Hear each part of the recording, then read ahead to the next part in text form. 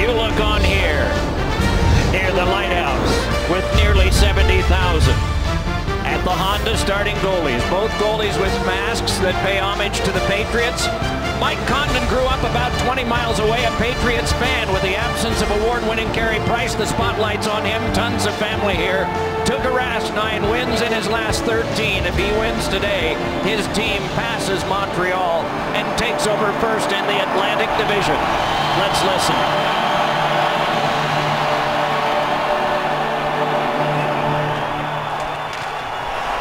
No coin toss needed here. Bruins go right to left in the first and third periods. Brendan Gallagher, first game back since mid-November, had a chance to make a play there, but the Bruins recoil and floated back out, and PK Subban goes back. Bruins fans register the first chant of the day. Settled down by Dennis Seidenberg. German-born defenseman pushed him back in. 10 countries represented in 2 lineups today. Sailed back down, and we have our first stoppage on an icing. Brendan Gallagher back from a finger break. X-rayed Tuesday, cleared by the medical staff Wednesday, hasn't played since November 22nd. You will notice Zdeno Chara for a lot of reasons. He's the captain. He was on the Bruins team that won the 3rd Winter Classic at Fenway Park. 6 feet 9, tallest in the 99-year history of this league. And off the tie-up, Canadians try to bring it back, but it's flipped loose and has to be collared by Brett Connolly of Boston. Across to Torrey Krug. Krug played in front of the largest crowd ever. 115,000 for Michigan State in Ann Arbor, a college match. Tipped back along now for a play to be made along the center. Carried back up, though, by Jeff Petrie into the glove of Tuukka Rask, and the crowd responds with the Tuukka response. Well, at one end, Mike Condon had a tough play on the dump-in by Matt Bolesky, and next thing you know, here come the Canadians, a 2-on-1. Jeff Petrie didn't seem like he really wanted to shoot that puck. Looked like he was trying to move that puck over, and Tuukka Rask is able to absorb it and not give up his second chance opportunity. And Eddie, a little miscommunication between between Adam McQuaid as Petrie blew by and Matt Bolesky, the Boston Bruins. That's what led to the 2-on-1. From this tie-up, it's fed onto the back and given to Dale Weiss, and a shot ricocheted off the stick. It's in front. They score! The Canadians strike first. It is Desharnais with the first goal of the game, and it did not take long, 1 minute and 14 seconds. Well, for the second time in this game, goaltender having a tough time finding the puck and not able to get it. The Canadians win the faceoff. Tuukka Rask is going to make the initial save. He doesn't know where this puck is. He believes he has it. And there's David Desharnais, who took the faceoff, found himself to the blue paint, and gives the Canadians a 1-0 lead. David Desharnais playing a little bit of baseball with that puck, and he finds a way to spin it by Tuukka Rask. But faceoffs are not only won by the centerman. Desharnais had a lot of help from his wingers there, and that's what set up that great chance. Dale Weiss came over, picked up that puck, and the puck got to the net. Rebound was there. Rask wasn't sure where it was. And it's a 1-0 lead for the visitors. Dale Weiss steps to this one, owner of a hat trick for the Canadians this year. 3 goals in 1 game. Tipped along, and it's followed up. Trying to play it deeper is Max Talbot. Meanwhile, there's a slug ahead. They tried to catch Desharnais at the line, but could not. And it's Kevin Miller out of Los Angeles, California, flipping that one on. Taken now by Zach Rinaldo, the rugged winger. Miller pivots back. A line change is made by the Canadians. And the Bruins will respond in kind. Michel Therrien, the coach of the Montreal Canadiens, has been in 1 Winter Classic before, and he won that one as coach of the Penguins in Buffalo, thanks to Sidney Crosby's shootout winner. Moore battling on the boards. Brian Flynn, the New Englander, after at 32, and Whiteman, and kicks on back to PK Subban. Played right back ahead to Torrey Mitchell for a shot. That wound up ripping back over for one that caromed across. after that one able to play it along with Frank Vetrano, but it comes on back to Krug once again and is laid back ahead now for Koklachev, but off his stick. Subban waits, fakes, and then plays it carefully along. Lobbed right back in again. Sent off the back, and it came to Petrie, who floated one. That one was settled down, but trouble for Randall. Meanwhile, Black on to Plekanec, who backhanded one that kicked across. Seth Griffith, who earlier this week was in Providence, could play that one ahead. Brought back on by Patrice Bergeron, led to the front, and that one is covered by Condon, and play is stopped. Well, Doc, you asked for one of those telestrations from the airplane. Well, here it is. Watch the play by Dale Weiss.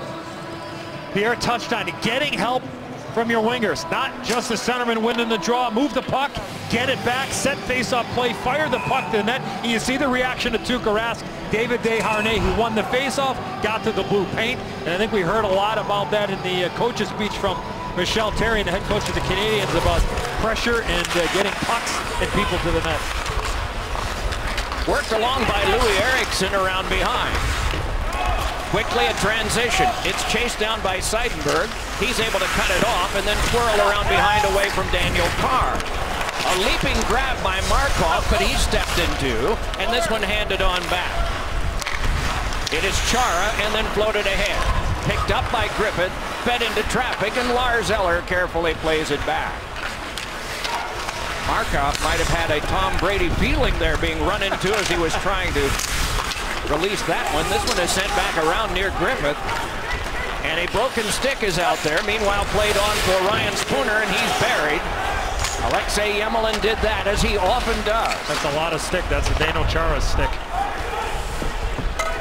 And it strikes it as the puck goes down for an icing. It's hard not to, Doc.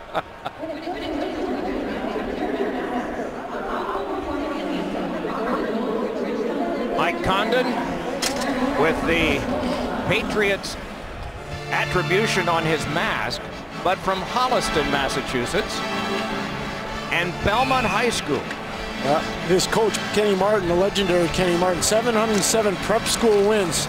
Mike Condon played for him for 4 years, had some great success playing at Belmont Hill. Other college player playing in the National Hockey League, played at Princeton for Guy Godowski, now the head coach of that hockey team at Penn State. Here's Miller feeding one, and that canceled back to Desharnais, the only goal scorer thus far. Morrow able to flip it back in, and Condon with it behind.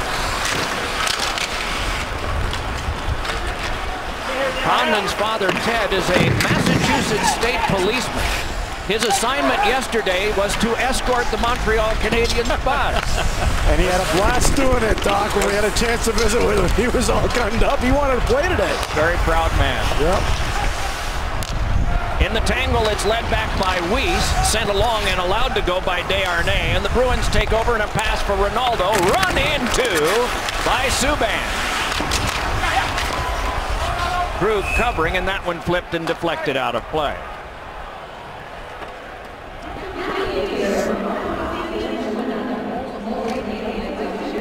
Bill Belichick and Tom Brady are on the back of the mask, and Belichick's favorite "Do Your Job" slogan. And on the Tuukka Rask mask, which will go to the Patriots Hall of Fame later after the game for display, several others. A delayed penalty call is coming up. Brought back ahead by Byron. Penalty coming up on the Bruins. This one settled down by Beaulieu, and now it is touched. And Axe Talbot's going to get it for tripping on Nathan Beaulieu. Puck comes around. Beaulieu's an extremely quick skater. Talbot couldn't match his speed and just hauled him down in the offensive zone of the Boston Bruins. Watch 28 and white. He gets a step on Talbot. Talbot puts a stick into the legs of Beaulieu. Down goes Beaulieu. To the box goes Talbot. This power play is brought to you by the Lincoln Motor Company. And Eddie, this is what you were talking about with Brendan Gallagher. This is where he can make such a difference for the Canadiens, just get to the front of the opposition goalie. Yeah, and he can track down pucks. I mean, that's the biggest problem. The Canadiens having a tough time scoring goals as of late. He's one of those guys that can track down pucks, Porsche in a no man's land if the other team has the puck. And a guy, as you mentioned, not afraid to go to the blue paint. Adam McQuaid, Zdeno Chara on the penalty kill for the Boston Bruins. Patrice Bergeron and Louis Eriksson are up front. They try to play through for Gallagher, but coming by was Galchenyuk to work it back in deeper, lifted along near Gallagher, reached for there and pumped back by Eriksson. A diving play made by Subban to keep it alive, but now a chance. Here's Eriksson moving back ahead, cannot get by the defender Max Pacioretty. Eriksson again just wheels one that kicks around to Bergeron. More time off the penalty clock as he threw one in front that was cut neatly by Subban and worked back onto Pacioretty. The return to Max Pacioretty in an onside play, and he drops it on back for the hole. Markov to Subban and a shot, and reaching for that one, trying to deflect it was Gallagher. On again for Subban again, loads the gun, and that block loose in front went off Gallagher, popped on further. Galchenyuk steering in traffic. On again it comes to him. Galchenyuk across. Pacioretty a shot, that wouldn't go. Forced back along by Miller. Worked back across. Galchenyuk yet again.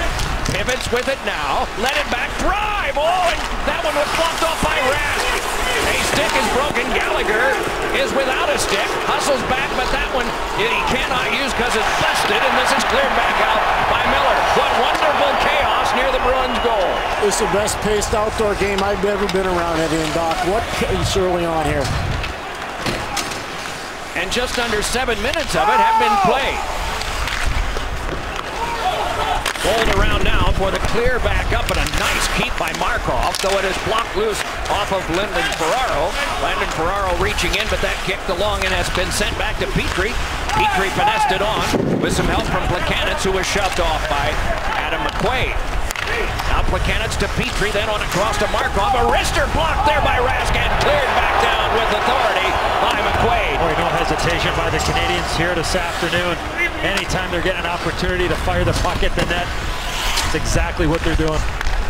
Penalty box empty, full strength action. At center, flip back onto Flynn. Lots of family here for him. This is taken over though. Rolled around behind. Miller wanted to reach, could not. Meanwhile, it's Subban muscling in, and a nice pivot for him. Subban is crunched to the boards by Connolly. Jammed on around by Krug, and it is the Bruins counter-punching so far. Well, the puck in the offensive zone for the Canadians, their defensemen are being really aggressive, so the wingers for the Bruins got a big job here if they're going to continue to be aggressive.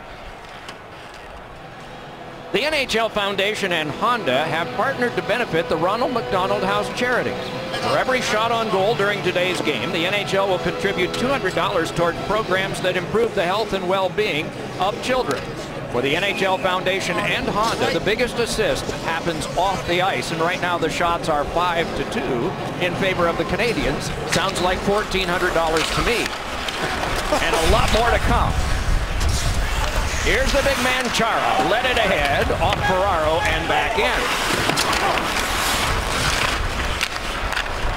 Vetrano reached in, couldn't come up with it. Gallagher hustles ahead, cannot get that. Must be chased down by Dennis Seidenberg. Some help coming, and he pivots away now as he looked like he had Chara behind, but this one is floated back out and can be taken on by Koklachev, and a hand pass is ruled against the Bruins. Play stopped here. What an atmosphere. 1 goal scored, that by Desharnais. The visitors 1-0.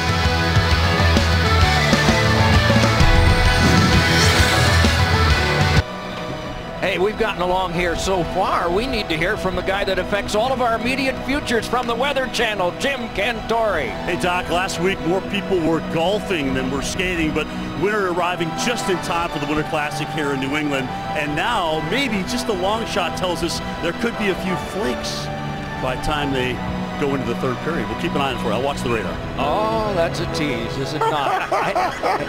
Hey, Pierre, how's the ice? Fantastic. I talked to David Breedwell, one of the linesmen, along with Steve Barton. They said amazingly fast track. Good for Eddie Olchuk's horses. Along with this now, as we sent one in front that is stopped by Rask, but we're going to have more, and there's going to be a scrum here. Desharnais and Krug in a lightweight tussle. And now Jimmy Hayes has got his gloves off with Thomas Fleischmann. The one to watch is Reese and McQuaid, because those guys have both got a little bit of skill when it comes to that measure of the game.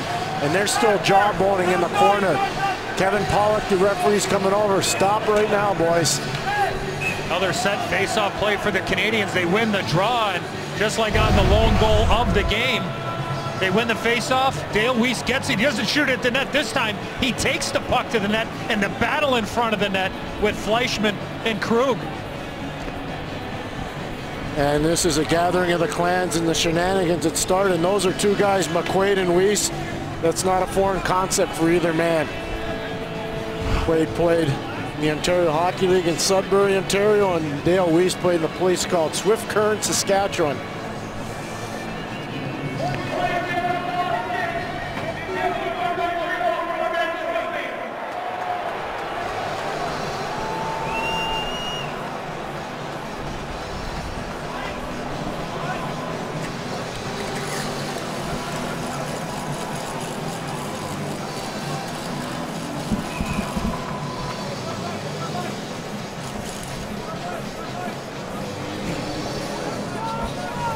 Just to build off the ice conditions, Doc and Eddie, Zach Ronaldo just came over and said this ice is unbelievably quick.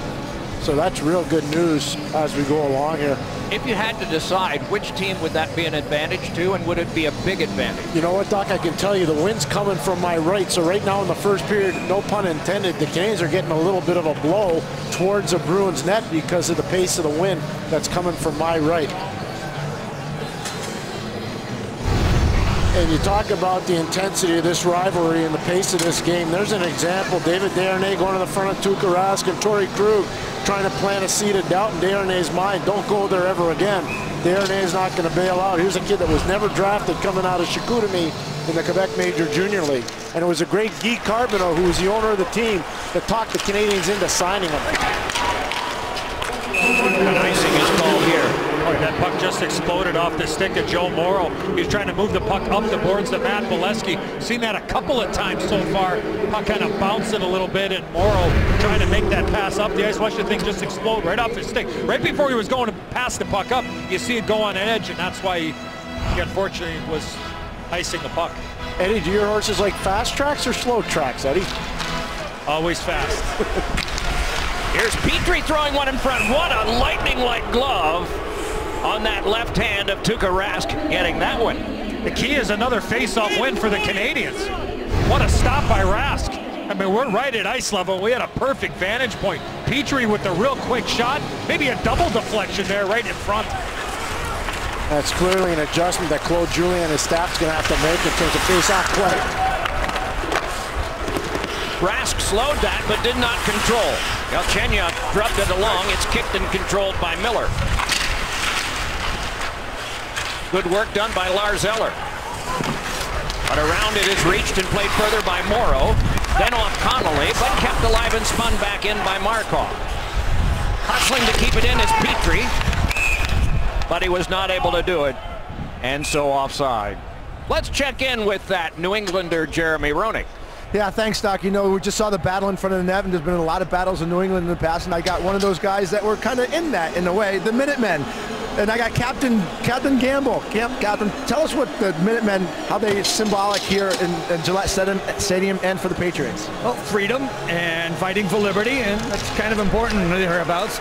I see you have the muskets that you shoot off all the time. What do they say about the muskets? Well, they are not accurate at all, which is why everybody fires together. Hence the term, you can't hit the broadside of a barn. Well, that's not accurate in terms of for Tom Brady's arm. So you shoot that after every score that the Patriots have, and we're hoping that there's a lot coming up, do we not? Oh, definitely, especially going into the playoffs. Thanks a lot, Captain Gamble. And Doc, back to you. This guy's an awesome guy right here, the Musketeer. Patriots away this weekend. They are playing in Miami. This is held now by Subban. Threw one in front that's chipped back along. They try to one-hand out, no luck. Placanit stashed it back in. Seidenberg moved for it, but Gallagher ladled it behind. It's taken on by Chara, and he's boomed into, and that one thrown well wide, and it's Griffith.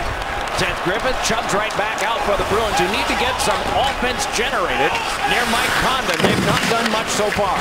Placanit's able to lob one along that is taken on and flipped off a glove, but carried on now by Flynn in an onside play. Flynn had it denied by Morrow, but it came right back to him again. Fed one in front that's off Torrey Mitchell, who regathers. Rolling it behind, taken by Flynn. Controls neatly and jammed one that ricocheted across to Landon Ferraro. Ferraro brought it back, run into there, giving some ground was Yemelin. It's thrown to the front, but kicked aside. Jammed back by Ferraro, thrown by Miller, paddled away by Condon. And cleared out of play, and no penalty. Past the halfway mark of the first period in a fast game. 7 shots to 2 Canadians, 1 has gone in. It's one of the early signs here. They're dominating the face-off circle in your own zone. What do you have to do differently? Well, we have to be better by committee. You know, we've got some face-off guys missing in our lineup, whether it's Cressy or the others that have been out for a while. You know, Kelly, those guys. Our guys have to pick it up here. We got some young guys, but at the same time, if we do it by committee, we get in the battle, tie them up, we should be better. I see you wearing a Bill Belichick sweatshirt. Did you have any advice about playing in this building for you? Not really advice for hockey, but no doubt, I just wanted to honor him because we are in this building, and hopefully we can honor him with a win here today. That's all, Coach. Okay, thanks. Here's Plekanec searching this one out and handing it on back now. Beaulieu with it there. Hands over to Subban. Fires, and it's cut off and then flung to the net by Fleischmann, and on second effort pushed his weak one in that was held by Raz. Well, the Bruins have to figure out a way, not only the face-off question that Pierre posed to Claude Julien, but also the defense of the Canadians. I mean, they've been the deciding factor at this point. They've been very aggressive, getting shots through, keeping pucks alive, being aggressive on the boards, and Tuukka Rask is super sharp here. Doesn't even have his stick in his hand. He's able to make that save. And Eddie, what's interesting about the Canadians, a lot of people think around the league you can push them around because they can't get to the net. Well, they're getting the net here this afternoon, at least to start this game. Yeah, that's their speed and their quickness. Another face-off win. That's 9-7 now in favor of the Canadians on draws. This has led to the back to Petrie, handed across now from Markov, rattled it on around. Steinberg took care of his man, but it curled on to Eller, and then Petrie a shot. That ricocheted off a leg wide. Dug out and fed along in close quarters for Eller. Tried to play one out in front, but a swirl of sticks and legs there, and emerging with it now is Ryan Spooner. Spooner from his knees tried to work it ahead, could not in the midst of a change. Hustling there and getting there was Chara, then Galchenyuk, and back deeper. A little over 8 minutes to go, first period of the 8th Winter Classic. Second one hosted by the Bruins. The first to host 2. Chara tangled with Galchenyuk. You see the strength of Galchenyuk there. Maybe a little bit of a penalty there in behind, knocking the legs out of Chara after interfering with him when he chipped the puck in. Subban ahead. Bruins control. Off of Eriksson, but also off of Beaulieu. And again it is Subban. Beaulieu ahead. Gallagher in close quarters, ripped it right back in on the backhand, and it's controlled by Chara once more. Chara headmans one that went past Eriksson and goes back down. Mark Barberio can play that one. Lofted on out. More dump and chase. Rask must play and seals it up here. It's your choice. Vote for your NHL All-Stars in the 2016 NHL All-Star Fan Vote presented by SiriusXM. Cast your ballot today at NHL.com/vote. And you better do it today, because at 11:59 Eastern Time, plus 59 seconds, the ballot box gets locked.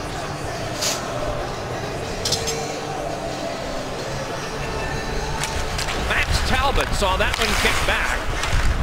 In a tangle emerging is Miller. Gabbed on further for Dale Weiss. Followed up though by Miller and tucked on across for Zach Rinaldo.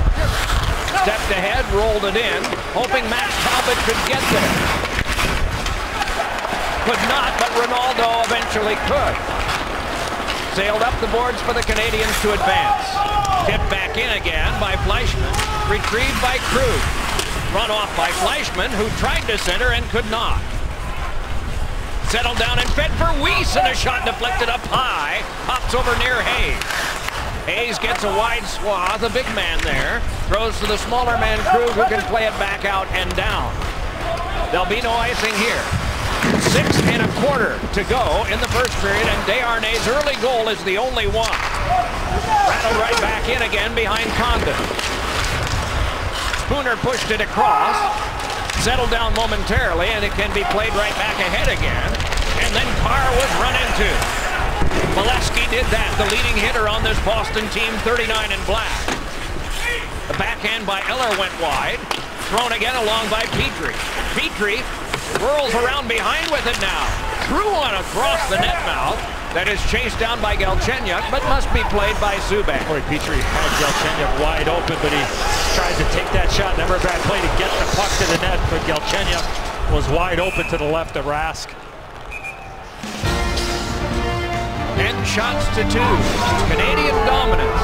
Thanks to Rask, it's only 1-0. Liberty Mutual Insurance takes you inside the glass. Here's Pierre. Thanks a lot, Doc. Clear point of emphasis for the Montreal Canadiens. Get bodies to the net. And that's what they're doing at Tuukka Rask. And it's jumbo-sized bodies.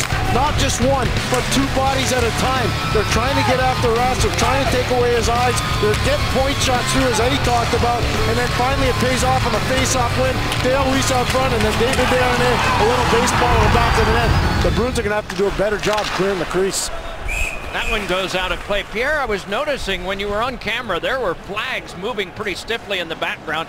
We are covered by glass here and really can't get out outside of that, but you are open. What are you noticing with the wind? Doc, from my right, the wind is blowing, so it's giving the Canadians a little bit of a burst. And if you look at the shot clock, it's 10-2 in favor of the Canadians right now. I think a lot of that is wind aided, number one.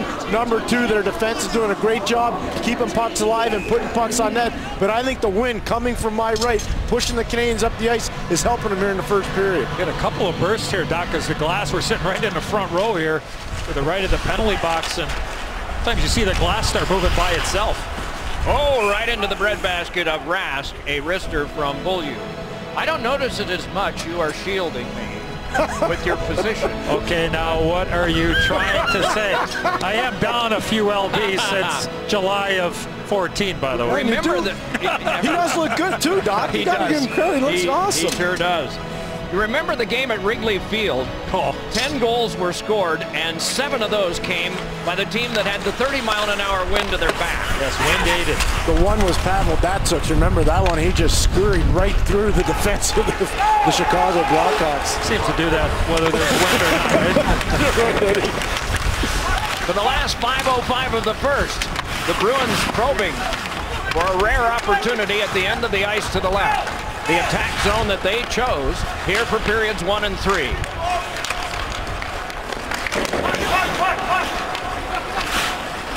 Away from Bergeron, but to Weiss. Run into there by McQuaid. The defenseman jumping in there for the Bruins. They just not have been able to sustain anything in the offensive zone. It's been 3 and out every time. Fleischmann across, Desharnais with it there. Desharnais threw one, oh, and it went off Weiss and trickled wide. Desharnais moves around again, and a shot is held through traffic by Rask. Oh, Adam McQuaid trying to get something started for the Bruins, and Dale Weiss does the right thing. They got all the momentum in this game. Could easily be 3-0 already if it hasn't been for the outstanding goaltending of Tuukka Rask.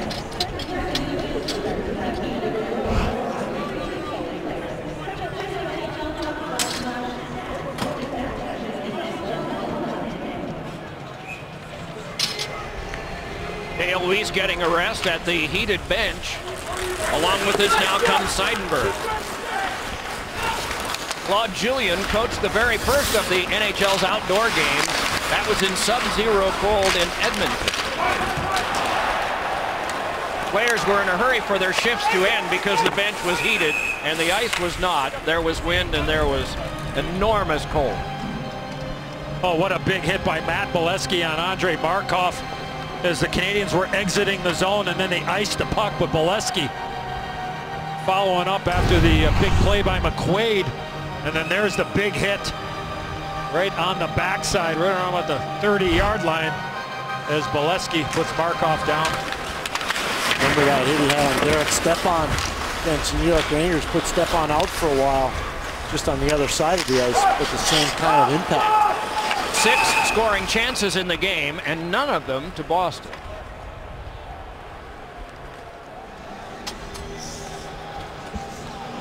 There were times when we would be on a scaffold, but we are down next to the penalty box area, right there. And I should be blocking the wind because it's coming across this way, and I'm doing a poor job of it. But it is fun to watch a game this close, like being on the front row of the 500-mile race. They come and they leave you at 30 miles an hour on blades. Gallagher cannot get through. Bergeron can. Took a hit from a pair of Canadians. Eriksson ran into one of the stripes, as well as PK Subban. And you really get a great appreciation of how great this game is and how quick it is and how agile these athletes are. Especially when they're on a great sheet of ice like this. Oh, yeah. Would not have been said yesterday when the sun was shining brightly, and that affects the logos as well as the blue and the red paint.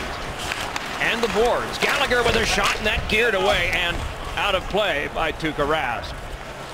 From Academy Award winner Barry Levinson, Jennifer Lopez and Emmy winner Ray Liotta in Shades of Blue premieres Thursday at 10, 9 Central on NBC. I've liked him ever since Shoeless Joe Jackson. Build it and they will come, Doc. That's it. They've come here today. This is outstanding. What a venue. And the Kraft family has seen them come ever since they took over the Patriots team here. Consecutive sellouts from their exclusive ownership all the way to now. And more coming. Reaching out there was Max Talbot. That sent away, and they rule it's deflected out of play, so no delay of game penalty, although Talbot would like one. The last Boston shot on goal came 14 minutes ago, a 40-footer from the right point by Bergeron. Bruins just haven't been able to make any tape-to-tape passes. They've been doing a lot of chasing here in this first period. Got to find their game. Somebody's got to ignite them and energize them. And they got to be better in face-offs, my friend. They're not good enough, and they're not getting control of the puck because of it. I touched on that early in the game. Yep. The lone goal of the game she showed earlier was off a face-off.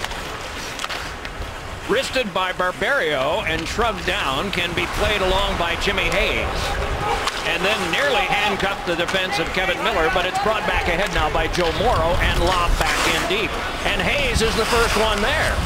Turns it along and looks for some help. And coming in with a shoulder that time was Zach Rinaldo. Back along now for Yemelin. He's able to flip it back down, and this time it will be an icing called against Montreal. 2 1/4 to go here in the first, and the Canadians have the lead by a score of 1-0.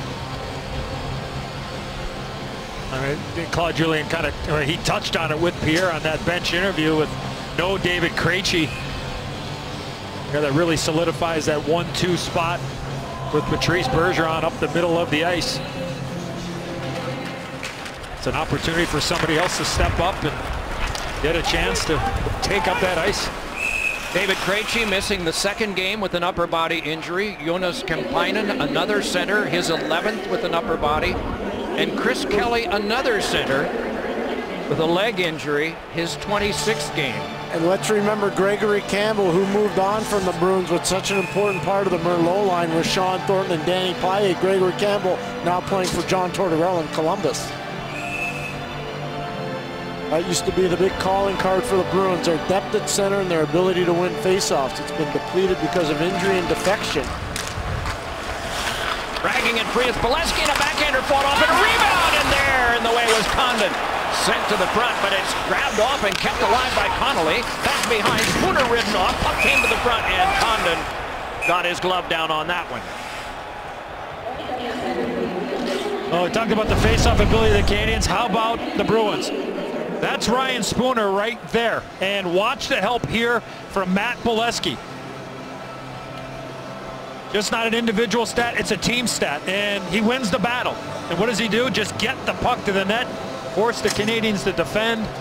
So the Bruins get a little bit of life there off a simple play, but a big play by Bolesky off that face-off. Outstanding illustration of help that's important for the center iceman. That was really well done. Third shot on goal by the Bruins.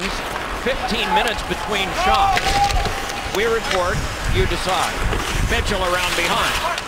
Battles for it there. Emerged with it. Pushed it off the lane stick of Rask, and then it is thrown onto the back, and it's Petrie firing one. Oh, and Rask reached out for that one. It's up high and out of play. At the same time, our camera went ahead. Way to go. Good grab. I'm going to give this to some lucky fan out there.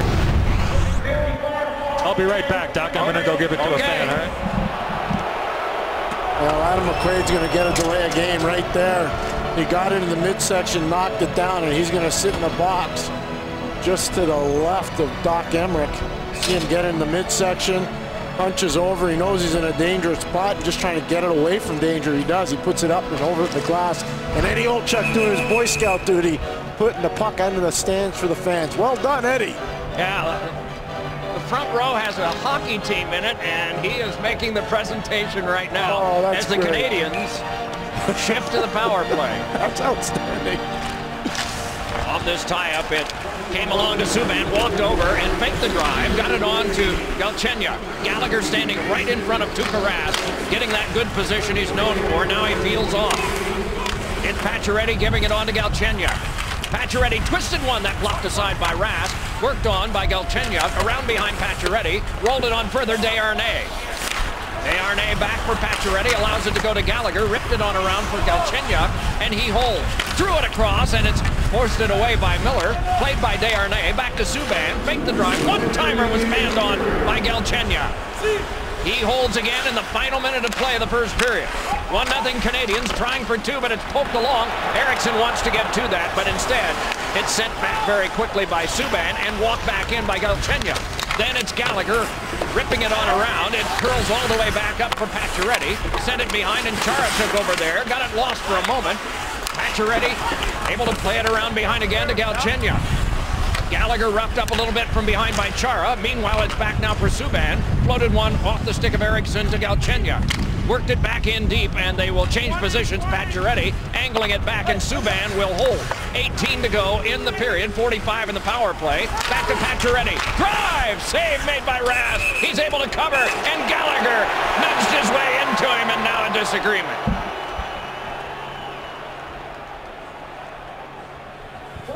Not only Claude Julien, but Bill Belichick would like that play by Zdeno Chara. The battle with Brendan Gallagher, the importance of Gallagher for the Canadians. Not afraid to go to that area, looking for a second chance opportunity. And that was a difficult stop for Tuukka Rask. And that, you just see how big and strong Zdeno Chara is, but Brendan Gallagher swinging with the big trees. I mean, that's not even a fair fight size-wise, but it shows you the heart of Brendan Gallagher hanging in there and battling with Chara. Look, you go there, there's a pretty good chance you're going to draw some attention. And the more bodies that are there, the less opportunity for the goaltender to see that puck. Krug sailed one along that came all the way back in these final 5 seconds, but now it goes back for Dale Weiss to make the last play of the period. 17 total shots, 14 by Montreal.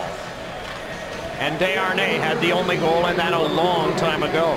Coming up on the Lexus Intermission Report, Liam McHugh, Mike Milbury, Keith Jones. A profile on the very interesting PK Subban, and Nate Roos performs live.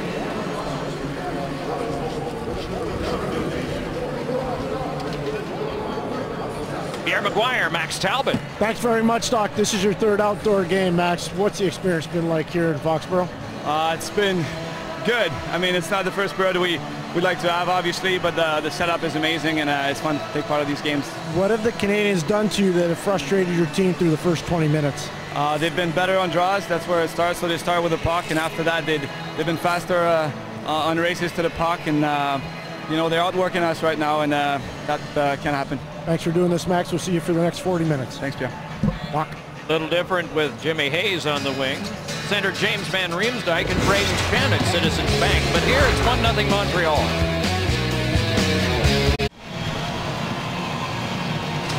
Second period. They reverse ends. Will it reverse the fortunes? Dominance by the Montreal Canadiens in the first period when they went from the left to the right. That's the Bruins' direction this time. 14 shots to 3 in the first. The Montreal Canadiens with that proud logo that has been changed a little bit, but not entirely specifically for this. And the Bruins wearing the jersey that has their original 1924-25 front. Color scheme is a little different. Traditional black and gold now. Earlier it was brown and gold. Lots of history here, but the current history is one that the Bruins want to try and change. Down 1-0. Overwhelmed in the first, but this is the second, and Seidenberg couldn't play that one along. Markov pinched his way in. Markov threw one in front, rescued though by Chara, and eventually back down where Condon can play. And it's PK Subban, and it's the first change of the Bruins made here in the first half minute of the second. Centering try by Gallagher would not work. Bounced along near Pacioretty. Tied up by a couple. Came over for the front, sent on for Subban, couldn't get it home, and then one on the rebound came across the net mouth, and that was wide. Bruins' philosophy had to be just lifted out in the first. Will they be able to carry some? Worked on back deeper, good shoulder by Chara, and he shuffleboarded it along where it came to big Jimmy Hayes. Then back deeper, taken over by Carr for a feed out in front and a battle for it there. Kick back on to Matt Bolesky. Bolesky able to flip one on a cross. Charging after it was Hayes, directed back to Galchenyuk. Brought right back by Bolesky. Bolesky a shot, and it went wide of the glove hand of Condon and cracked off the glass. Thrown off the glass again, and it's rolled on around behind. Hayes couldn't come up with that one. Eller could for Montreal, but couldn't clear it along. Krug with a good pinch, and a shot there by Bolesky is grabbed and held by Condon. Liberty Mutual takes you inside the glass. Here's Pierre. One of the spark plugs for the Montreal Canadiens, Brendan Gallagher, and you get a good example of how tough Brendan Gallagher is. Johnny Boychuk loads the gun. This happened earlier in December. Brendan Gallagher broke a few fingers, had a little surgery. This is him this afternoon against the Boston Bruins. Outdoor ice, not an overly huge man size-wise, but a huge man heart-wise, and he can go down there and swing with the big trees. He will never be discouraged, and he makes the Canadiens instantaneously better because of his courage. This one tapped onto the back, and it is flipped by Krug, has to recoil again, and it's brought back on now by Byron. Handed back across to Flynn, and Flynn with a shot, and that blocked away by Rask, and then thrown right out in front and battled for there. Peeling off with it, working on along further is Byron. Onto the back, Yemelin with a shot that ricocheted wide. Jammed along by Barberio. Score! Second goal of the game for the Canadiens, and it's 2-0. It is Byron who has connected. Well, this all started at the back in the Canadian zone. The Bruins had a chance to get the puck to the net. They weren't able to do that. And the Canadiens get an opportunity to keep their play alive. The little redirect by Flynn, and there's Byron going hard to the blue paint. Both goals by the Canadiens here this afternoon, right near the blue paint. Yeah, people getting to the front of the net, there's no question, plus winning races. But look at Flynn batting that out of the air to the waiting Byron.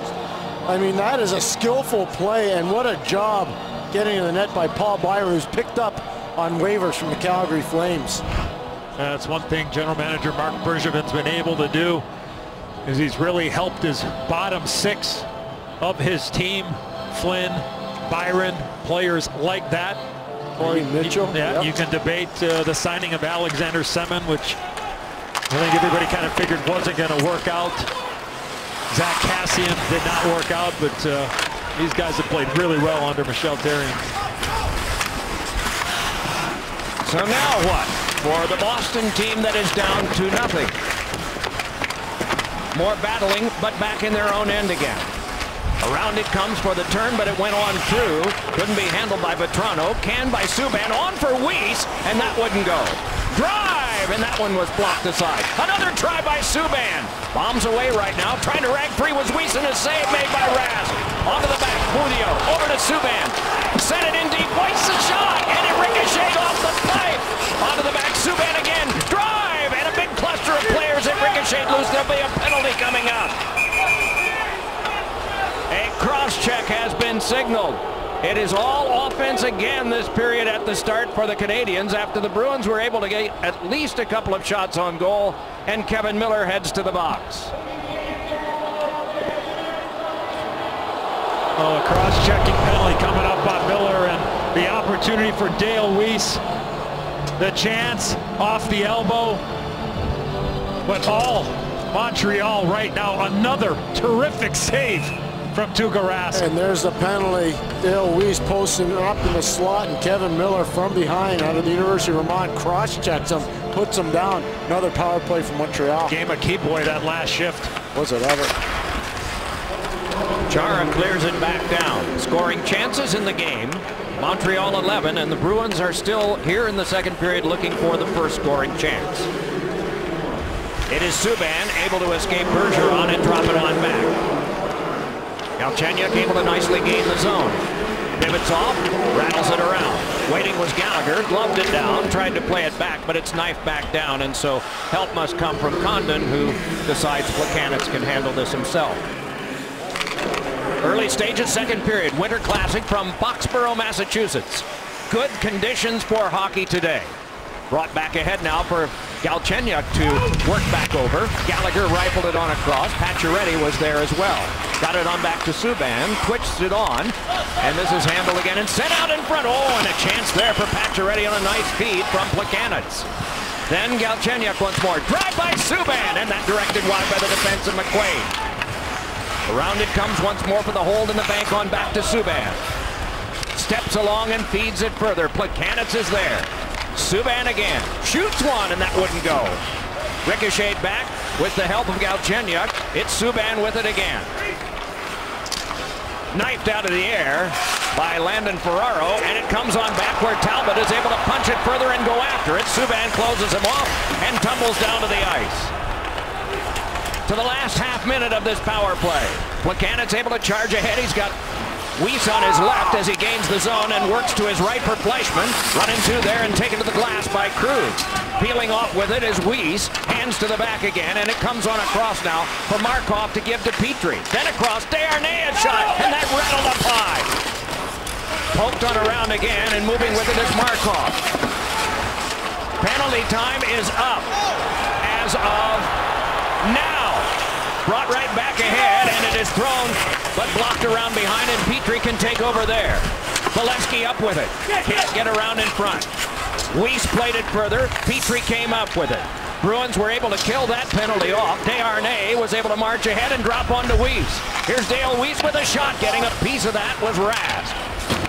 Pumped on around, and a scramble for it there right in front of the Canadiens bench, but then marching ahead with it is Joe Morrow. Couldn't get through Desharnais. Follow up from Spooner, and that one was blocked right back down.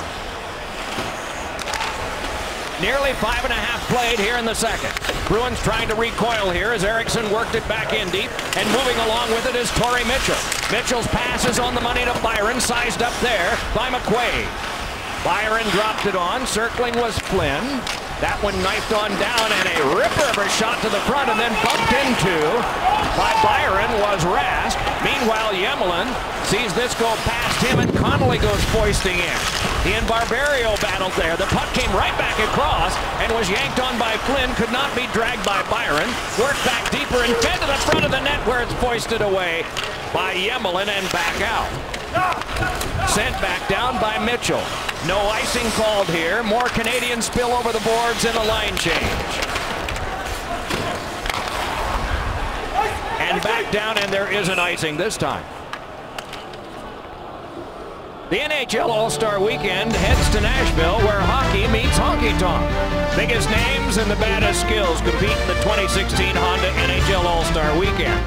Coverage begins Friday, January 29th on NBC SN. Defensive zone and face-off for the Bruins. Patrice Bergeron, one of their best, does not win this one. Subban saw this one turn back along by Connolly and over near Bergeron. Tried to get there, but Beaulieu was there first.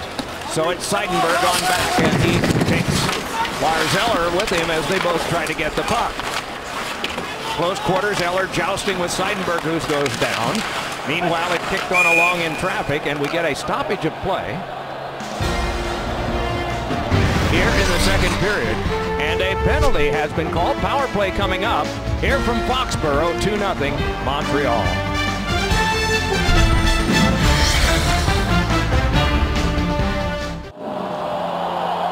Power play play coming to Boston. Let's take a look at today's player profile with insights from SAP. It's Max Pacioretty. Second career outdoor game. The 11 Heritage Classic was the first. Led Montreal in scoring each of the last 4 seasons. Named the 29th captain in franchise history in September. The third U.S.-born Montreal Canadiens captain. Well, his team is going to be short-handed. An opportunity for the Bruins. Being outshot 20-6. Not much going on. There's the penalty on Lars Eller. It is Krug walking it on. Handed it on now to Griffith. Near the front of the net is Eriksson. Krug across and it's Spooner. Shooting one and then blocked away by Condon. Meanwhile in front it's cleared back down and Krug will retreat. Boy, real good save there from Mike Condon. We were on an absolute perfect angle. Right idea by the Bruins to get that puck to net. He fought it off with his blocker. This got to be a tough game for him to play right now. Yeah. His extremities must be a little cold. First scoring chance that he's faced on the part of the Bruins. This one is drubbed along and it skips on back where Griffith must play. The whack given to him by Byron. Meanwhile it is Krug. The first 45 seconds killed off by Montreal. Back in deep, but this is Markov. Taken along by Bergeron. Fed on to the outside now. And nudged back by Eriksson. And held there by Spooner. Back on to Krug. Wrister blocked high. Comes loose and can be taken by Byron and rolled back out again. The second shot on goal on this power play. Condon has been strong. Yemelin and Petrie in back. Fleischmann up front on the penalty kill along with Flynn. Yemelin turns with that one, sent it off the glass. A leaping block down by Krug, but then it's followed through by Flynn. And again, the Bruins have to chase. What a rush for Flynn. Young man out of Linfield, Mass with the University of Maine at Orono. Playing here, basically a home game for him. 2 Massachusetts boys on each team. It is Connolly turning and rattling it around behind. Sent on to the back now. Morrow across and Chara drive. Oh, and Condon with the stop. And then a scramble there. It ricocheted off the pipe, it seemed, after it had gone through Condon, as best we could tell, through all the humanity. Well, 2 of those Massachusetts natives, one on either side, collide in the blue paint. Jimmy Hayes colliding with Mike Condon. Looking for that rebound. Condon goes down, puck goes in, whistle had blown. You see the official waving his arms emphatically. Kevin Pollock, right call made, but nobody in front of the net on that Chara chance. And there you see the collision from the net cam.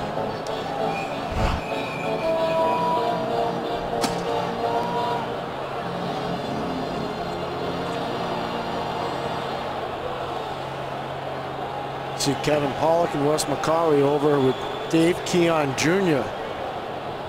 The penalty box.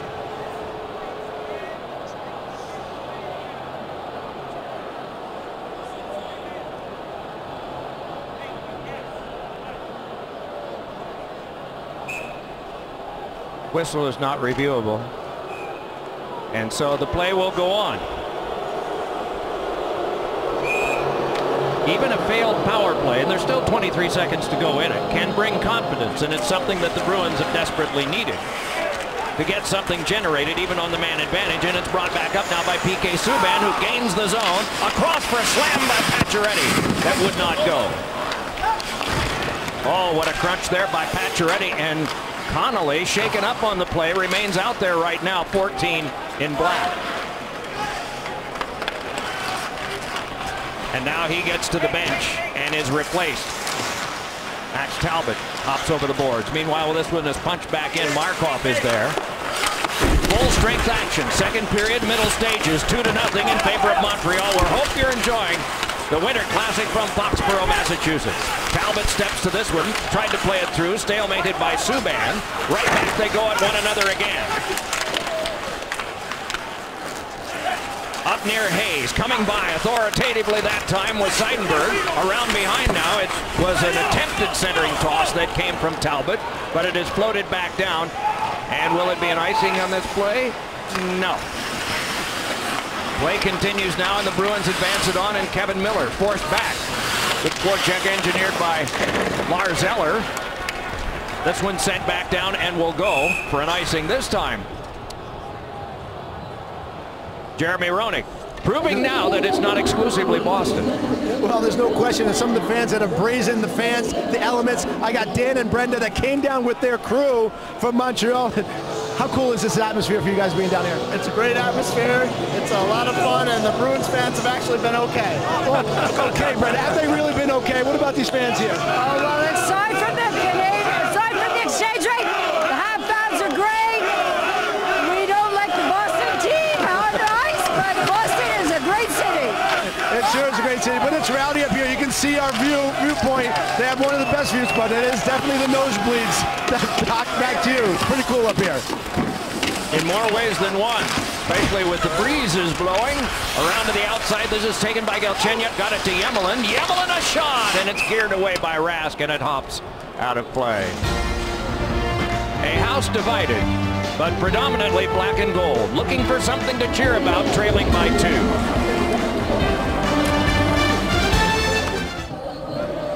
Coach, what's impressed you the most about your team here this afternoon? I like the way we manage the puck there. I think we're using our speed, and by using our speed, we play a good checking game. We get the puck back quick, and it's about puck management. As a coach, do you have to prepare your team any differently because it is an outdoor game? There's a lot of distraction when you play an outdoor game. But like I tell the players, you know, we're not here to participate to the Winter Classic. We're here to win. So I think the guys respond really well so far. Thank you very much for this, Michelle. Martin Barberio started that play. Meanwhile, it's jammed along by Fleischmann. Krug tending to things behind. Fleischmann peels off with this one. Barberio with a shot that is held by Rask. Well, you mentioned, Doc, a little bit earlier, Brett Conley taking a hit from Max Pacioretty. And it took Conley a bit of time to get to the bench and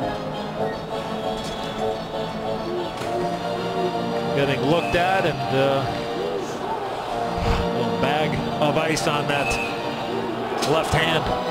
Pacioretty's thrilled to death to have Gallagher back. Pacioretty, Platanis, and Gallagher really was a staple for the Canadiens at the beginning of the season. Max kind of lost his way, so did Platanis. Now they have Gallagher back, they're back on track. A puck retriever and an energizer, as we showed. Another penalty coming up here to the Canadiens. Will you? They touch, and they will go short. Little extra from Gallagher and Chara. Nathan Beaulieu in a one-on-one situation with Louis Eriksson. You see the free hand come in and then hook into the shoulder of Louis Eriksson, and instantaneously Kevin Pollock right there will put his hand up. As soon as he sees that hand grab on to the right shoulder of Louis Eriksson. I think that man's done a real good job with the Montreal Canadiens, Eddie. Michel Therrien, tough place to coach, and he's handled the adversity really well, and he's got his team ready to play here this afternoon. Yeah, lots of experience. Second time around as the Canadiens boss behind the bench. And doesn't help, or it doesn't hurt, having the MVP of the National Hockey League as your goaltender, Carey Price, who's out right now with an injury. Here's Krug holding. Looks over the traffic. Eriksson near the front of the net. To the back it comes for the walk across by Spooner. Then to Krug again. Shot! Bumped around in front. Turned back on near Byron. And Byron is able to push it back out as far as center. And Krug with good position is able to take it away. I actually thought Byron might have carried that puck, a little traveling there on that play. The Bruins did too, Eddie. They wanted a penalty. Flipped off of Bergeron and back down. Was Dale Weiss gone for a moment, Pierre? He was. He left with the equipment trainer, Pierre Gervais. Graham Rundman, the medical man, is still on the bench. Okay, that's a good sign, at least in that case, as we have an offside against the Bruins on the power play. Well, the Bruins looking for something. Their second power play. And Torrey Krug with the shot. Net front presence, Louis Eriksson. Looks like he gets a piece of that, and Mike Condon's able to fight it off. Looking around the traffic. Just not able to get a second chance opportunity, and the Bruins certainly looking for something to ignite this crowd. Krug starts it with a blast in. Bergeron burrows in after it. Around it kicks to Petrie. Laid it on back, kept alive by Krug. Close quarters to Griffith. Touched on back by Bergeron to Krug to Spooner, and a drive. And that one touched wide by Eriksson. Just missed. Onto the back it comes to Krug again. Dropped it back off. Seth Griffith steps ahead. Krug yet again. Over to Spooner. Takes a look. Has Eriksson there in a shot. Ricocheted off Condon. Played on by Griffith. Good attack time now for the Bruins on this power play. 42 to go in it. Spooner wants more to the back. Krug with a shot, and that one ricocheted wide. Rebound is played back on for Griffith, and then to Eriksson. Sealed up by Yemmelin. Eriksson able to force it along, and it's whipped back out again by Flynn. Changes for the Bruins, changes for the Canadiens. 2 shots on goal on this power play for Boston as it's brought back in the last 20. Rattled around off Condon's stick, taken on now by Connolly, and thrown on across. To the back it comes to Chara. Morrow a drive, and that one is taken by Condon. Second time with this second power play unit for Claude Julien and the Bruins. Shot coming from the point with nobody in front of the net. It's all about retrieval, the interchanger with Conley and Hayes, and that's an easy stop for Mike Condon. And then you see the reaction of Jimmy Hayes as soon as he goes by the goal. He's like, oh man, I know I had to get there a little bit quicker. Yeah, you got to be there already when that puck is leaving the stick of the defenseman. Subban and back down. Face-offs again on Eddie and Doc. Montreal winning a lot of those big face-offs. A real quick shift there for Brett Conley. He just shook his head at the trainer. That was a real short shift on the power play. Remember, he collided with Max Pacioretty a little while ago. Great point. So full strength action, kept alive by Hayes, blocked in front by Markov, touched on by Subban to Plekanec, tries for Pacioretty and gets it. Defended by Seidenberg. The battle on the boards and Markov threw one across. Rask had to react again, and it's Subban in the last 6 3/4 minutes of period number 2. Pacioretty across, funded on by Markov, carried right back ahead. Gallagher threw one that was blocked around in front, and kneeling down for the moment was Rask. Seems to be okay. It was Seidenberg that skidded across. In that prone butterfly motion is Rask as it play unfolds around behind him. It comes onto the back for Barberio's try that's blocked. Another try by Gallagher. Another try and a save by Rask. Scramble in front and kicks over to Plekanec. And back down it is sent. So Condon keeps play moving here in the last 6:10 of period 2. Long pass is directed along. And moving on in for the backhand attempt that would not go. Tremendous play there. Still they battle for it. And along it can be taken by Joe Morrow. Moving back out for the play back in by Ferraro. What a chance for Daniel Carr. It is Eller there. Eller floated off of Ronaldo across to Ferraro. Drive by Morrow. And gotten by Eller. Ronaldo there, locked up against the boards with Barberio. Moving in, it's Ferraro. Eller jabbed it from him.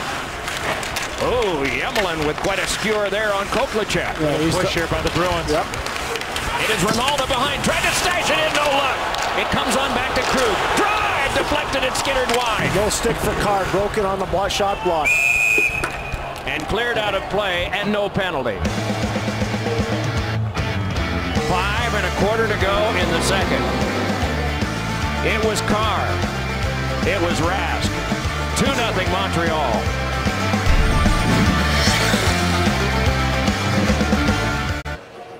Rob Gronkowski of the Patriots in February, and that went into the 6th row. That was the night the Bruins honored the Patriots and the Lombardi Trophy before their game with the Islanders. 4 Super Bowl trophies here. Krug threw one along, brushed along further by Flynn, but it ricocheted behind. Eriksson tried to stop it off the shelf with some help from Connolly, pinching his Krug, but it's forced back out as far as center, and Bergeron handed it across. McQuaid lifted it back. A little more of a pushback by the Bruins in this period. This one is dropped back down. Seems like momentum came after they got some confidence from the power play, though they did not score. 4:45 to go as this one ricocheted across. McQuaid tried to force it back in and did. And around it comes to Condon. Reversed it back up and Bergeron has it. Dropped it back off Connolly's stick. Racing in is Miller. Trying to keep play alive. Forced back up by Markov. Carried back on by Flynn. Flynn crunched off by Bergeron. Follow up by a blast back in from Markov. Slowed down a bit by Rask, and help came from Morrow. Yeah, good help there. back from Tuukka Rask to not allow the Canadians to forecheck. Here's Morrow moving further and threw one into the chest of Condon, and play is halted. Kraft is looking for the most passionate hockey community in America. Nominate your community for a chance to host an NHL preseason game, plus $150,000 in arena upgrades. Is it worth it? Ask those people in Johnstown. Nominations now open. Kraft Hockeyville for the love of hockey. Johnstown was awesome, wasn't it, Doc? It was, and so are these Musketeers. Peeling off with this now is Subban. Forechecker is Bolesky, given on over for Beaulieu. And good work done by Bolesky to force them back deeper, and then he closed off Beaulieu. Help came from Spooner. It's played on through, kept alive, and thrown along by Chara. Spooner got it to Bolesky, and a shot went off the Montreal stick. Loose puck comes out to the front, and clomping down on it is Condon. One of the guys who participated in the alumni game yesterday, Mark Recchi, is with Jeremy Roenick. Yeah, Doc, not only competed in the alumni game, but was the star of the alumni game. Couple goals, couple assists. How fun was that? It was a great night. It was a special night. I didn't think we'd get that many people out for the old guys, and it was awesome to have over 40,000. And, you know, just great to be on the ice with the guys. So. Well, you won 3 cups with 3 different teams, and you played for both these teams, Montreal and Boston. Talk about the differences or similarities between the two cities. Well, I mean, they're both great sports towns, great hockey towns, and they're, you know, great organizations, both of them. And you know, there was, you know, anytime you get to play for original 6 teams, as you know, there's nothing better. And you know, it's just great being out there. It's, you know, a good game right now, so have some fun with it. Hey Doc, I think you have something to say about this guy for the Hall of Fame coming up next year. Back to you. My time expired, I'm afraid, but there will be others who will take that up, I'm sure. Meanwhile, in this 2-0 game, more crunching here. There has been a carnage factor. We don't know how bad. Pivoting on back is Plekanec. And Plekanec tried to force it further. Conley, sorry, Doc. Conley was back on. He was one of those people with the carnage factor. He came back for at least 2 more shifts. Okay, Eddie mentioned that he had some sort of a head shake to the trainer. Was that negative or positive, Eddie? Yeah, well, after that power play, obviously he wasn't feeling good. He came off the ice on off a power play, which most players won't do. But as Pierre said, he'd shift back after that. Settled down by Pacioretty, scramble and score! I think this will get. I saw the linesman put no goal, but I don't know. The referee says goal, so we'll see. Steve Barton saw him make a gesture. It will belong to Gallagher if it goes.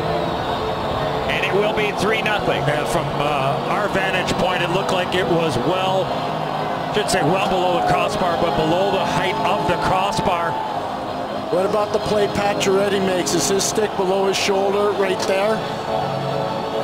That's the one I think they're talking about. Watch Gallagher chip it, and then what Pacioretty, that's below his shoulder, yeah. But that's the one where I think they're looking at it. That would have had to have been whistled for a high stick before it came to Gallagher. Yep. Every goal is reviewed. How about where the Canadians are scoring from, though, Eddie and Doc? Right from the beginning of the game, you could see they had a plan. Get to the front of the net in ill humor, and they have. Oh, but they've just been quicker. They're quicker everywhere. What do you think? 12 feet total for the 3 goals? Absolutely. I agree. Outside the blue. Meanwhile, it's Beaulieu reversing it on to Subban, and Talbot jostles him. 3-0. Well, what Keith Jones was talking about with Mike Milbury and Liam McHugh in that first intermission, it's been the ground game. The feet of the Canadians that has been the difference in this game. They've been just much quicker, a lot more want for that puck and strength in numbers in the offensive zone. Really all over the ice, but especially in the offensive zone. Subban yet again. Floats it back in. Eller turning there. Taken up by Petrano. Poked on now for Max Talbot. Talbot tried to chip it in. It's followed on through. Circling around, Koklachek tried to feed one in front. Meanwhile, it is geared back along and carried back up by Beaulieu. Boy, Petrano was wide open right in front of net, just looking for a puck. Fed back along to Bergeron. His shot is blocked away by Condon. Aggressive goaltending by Condon. He came way out of the blue paint. Eriksson gave it to Seidenberg. Back to Eriksson. Twisted one around in front. We get a stoppage of play. It's like the net is off. Well, I mentioned that Mike Condon being very aggressive on Patrice Bergeron. Puck rolling on Bergeron, shooting a rolling puck, but that's one of those you go to school on if you're the Boston Bruins. You see how far the goaltender's out, you get the puck, you fake the shot there, and then you move laterally, or maybe you pass the puck to somebody on the other side. So what you want to try to do is freeze the goaltender, get him down, and then continue on with the path. You might have an opportunity to get the puck in behind the Canadiens goaltender. So a guy like Patrice Bergeron will certainly go to school on that. And Markov just took a stick right in the face from Brett Conley. Brendan Gallagher's first goal since November the 20th has staked his team to a 3-0 lead. Condon's goaltending has been special, and consider this team when they get the Ford Trophy winner from last year, Carey Price, back. He's missing his 17th today. Forced on by Chara. Fed back by Petrie. Chara with it yet again. A moan of disappointment going through about 70,000. Except for the ones JR just talked to. Played along by Markov. Led back further and forced on by Krug. That one goes out of play. Will there be a penalty coming up from that? And the signal is a deflection. Or is it? Yeah, it looks like it's going to be a penalty, Doc. Thought I saw one linesman signal a deflection, but here it is. You got it. Steve Barton goes to the official, Kevin Pollock. And Plekanec clearly hits this out of the air, but over the glass. Bruins presented with a chance late in the second period here. There it is. A lot of baseball being played by the Canadiens, both for penalties and for goals.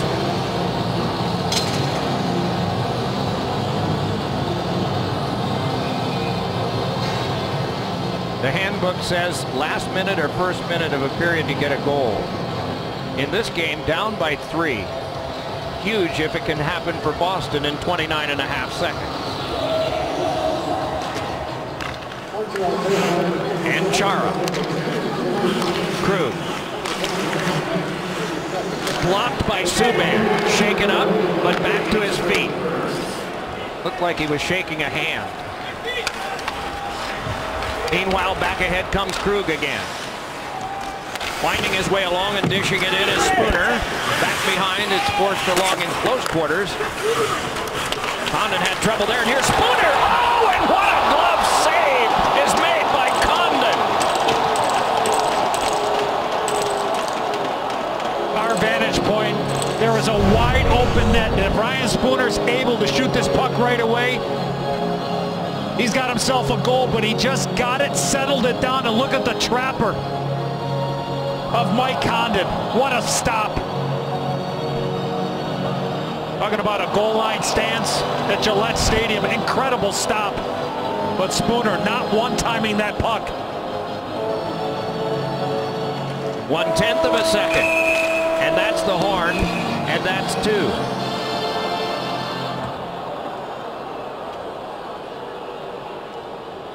Coming up on the Discover Card Intermission Report with Liam, Mike, and Keith, JR with Rob Gronkowski, and Simple Plan performs live.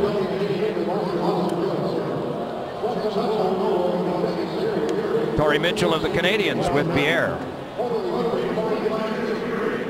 Here's Pierre. Thank you very much, Doug. Torrey, you went to Hotchkiss, University of Vermont. You know a lot about New England. What does it mean to play in a game here in Boston like this? It's quite the experience. We're all pretty excited about playing in the game, and seeing it firsthand is pretty unbelievable. What's impressed you about your team the most here this afternoon? Well, we're rolling 4 lines. It seems like everyone's engaged, and when we do that, you can see the outcome. You're out of gas. Go get some rest. Thanks for doing this, Torrey. All right, sit here. Doc. 40 minutes have been played. That's been a shutout in a Winter Classic. Just saying. 3-0 Montreal.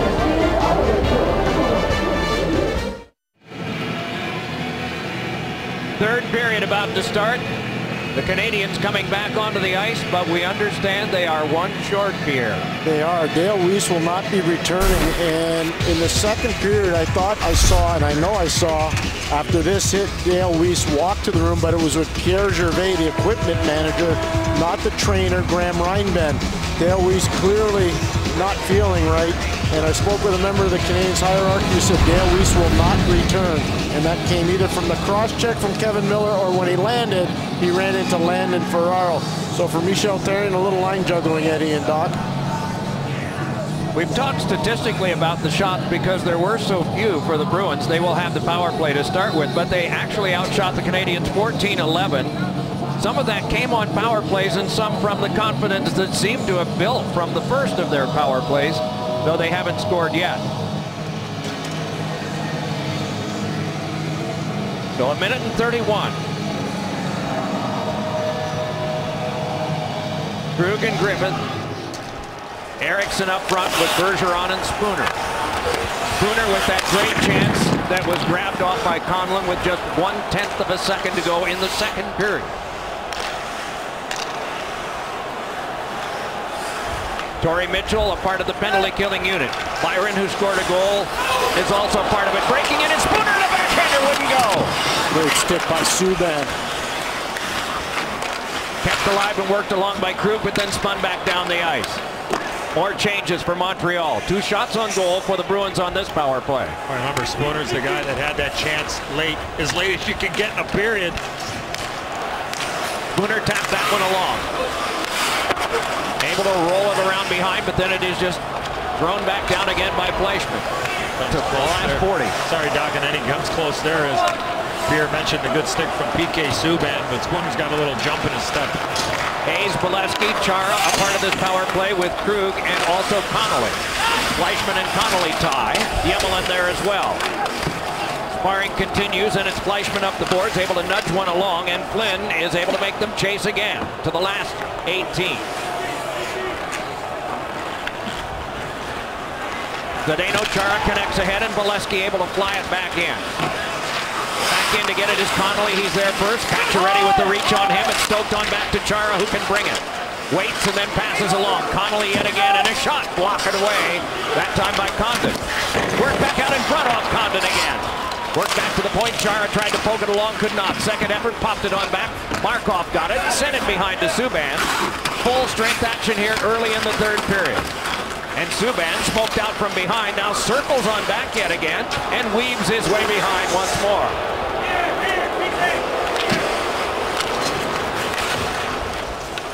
Canadians back to the attack.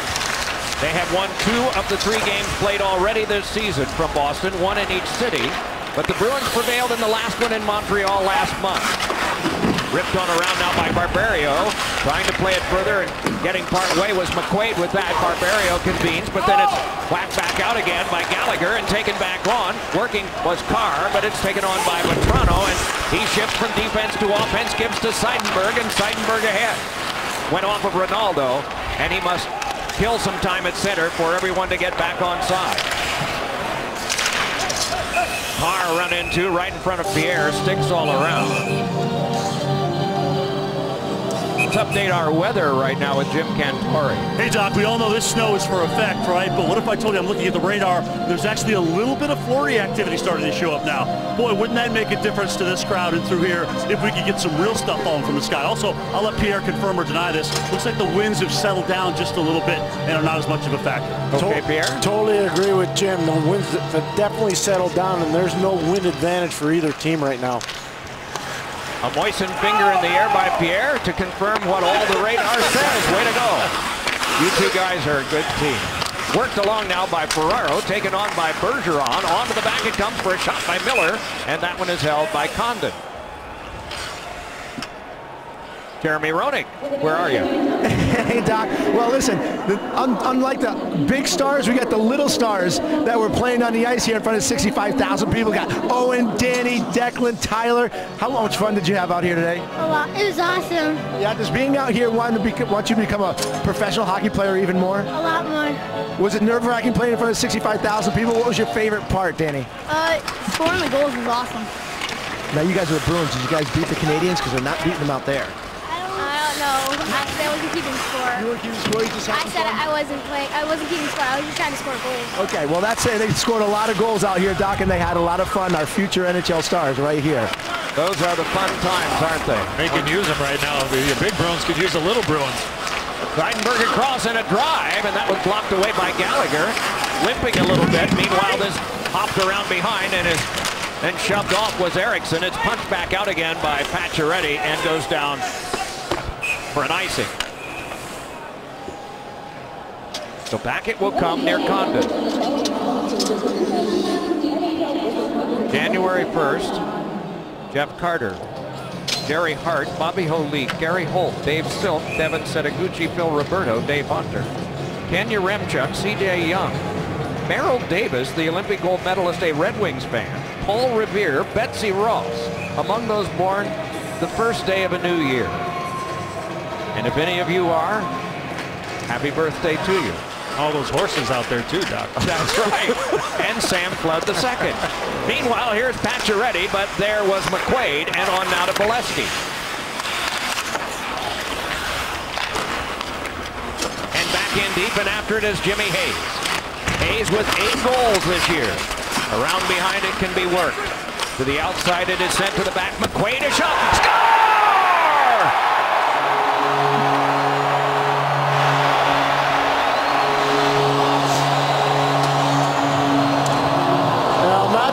He's going to get credit for the goal, but I think this changes direction off of Alex Galchenyuk's stick. You'll see Spooner, Eddie talked about him having some jump. There's some jump. Now watch 27 right there. I don't know if it touches his stick before Bolesky's or not, but it definitely changes direction as it goes to the net. Well, some separation there by Ryan Spooner. The shot from McQuaid. Yeah, Matt Bolesky's going to get it, Piers. You mentioned, look at Jimmy Hayes standing right in the blue paint. And the Bruins have some life. So from McQuaid to Bolesky, just like Brady to Gronkowski, the Bruins got a little jump in their step. Heck of a play from Spooner below the goal line. Oh, he said jump. You called that one, Eddie. So let's see what happens now. Max Talbot with the reach and the denial on Desharnais. Meanwhile, Seidenberg. Canadians have been faster, have been peskier. Bruins have struck for one. Controlled there and handed across by Vatrano. Seidenberg rescued that, tapped it back in. Connolly in after it. Swept away by Desharnais. Michel Terry really juggling the lines because of that injury to Dale Weiss. Retrieved by Fleischmann. Crosses. Holds through traffic and then is canceled out neatly by Vatrano. And this is skated down now by Byron. Barberio able to bring it ahead and rip it back up the wing. It's off Eller, but he recovers. Here's Eller looking, wanting to center, curls around behind. Lars Eller yet again. Wristed one that popped up high and ricocheted out of play off of Bergeron, and no penalty. Well, let's take a look at the upcoming broadcast schedule. Tomorrow night, 7 Eastern on the NHL Network. Islanders Penguins, Monday night, 8 Eastern on NBCSN.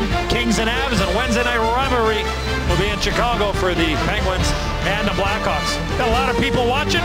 How about the Niagara University men's hockey team, the Purple Eagles, on their way to Milford, Connecticut to take on Sacred Heart University. Watching on their bus and their computers. Good luck to David Burkholder and the Purple Eagles. Who's the assistant coach there? My eldest. So you know they're on the bus watching. Oh, okay, insider information. Way to go, Eddie. Which goalie is going to start? Onto the back it comes to Petrie. Petrie, a shot went off of Gallagher and hopped up high and out of play. That last puck that was cleared was caught out of the air by Stephen Walkham, who was sitting right near the penalty box, and he flipped it on to Eddie Olczyk, and it will go to some young hockey player in the front row yet again. Wait for the commercial break to do that, Doc. Yeah, go now. It's okay. I'll grab you another hot chocolate while we're at it. An ice cream swirl would be fine. Back on comes Gallagher with it now. Here's Gallagher trying to feed it front. Nice denial there by McQuaid, it comes to the back for Petrie. His shot deflected to the glass, smacked down there as it came off of Plekanec. To the corner, punched it on through, Pacioretty with it. Gave it to the back, Petrie with it there, hands it on to Markov, back to Petrie once more. Petrie a drive, getting a piece of that was Rask, and it hopped on to Ferraro. Ferraro able to pop it back out, Markov steered it ahead, and McQuaid settles things down. Over 5.5 played, third period of the Winter Classic here in Foxborough, Massachusetts. 3-1 in favor of the Montreal Canadiens. Directed back in and out of play. Well, this is the third year in a row, but congratulations to our Hall of Fame member of our NBC family, the great Doc Emrick. He's been named the National Sportscaster of the Year by the National Sportscasters and Sports Writers Association. Doc, again, congratulations. Well done. Way to go, Doc. Thank you. And again, it is a shot. It is Morrow throwing it back off the glass, and it hopped on. Eller guides it on back, and it's Yemelin. Punched back by Galchenyuk, fed on through by Eller. Corralled and given on to Morrow. Here's Morrow moving, shooting one, and that one went up and wound up hopping along. How's that for sportscasting? You're hopping along. My word. See, I'm in shock. This is 3-1 Montreal. 1982, heavy snow, a ground rule allowing snow plows to clear around the yard markers, but also for a field goal that turned out to be the only scoring play of the day. Mark Henderson, who operated the snowplow, was given a game ball. And the snowplow is on display in the Patriots Hall of Fame. The final that day, Patriots 3 and Miami nothing. And there is some snow falling here now. At Fenway Park, things changed in the third period after Sweet Caroline.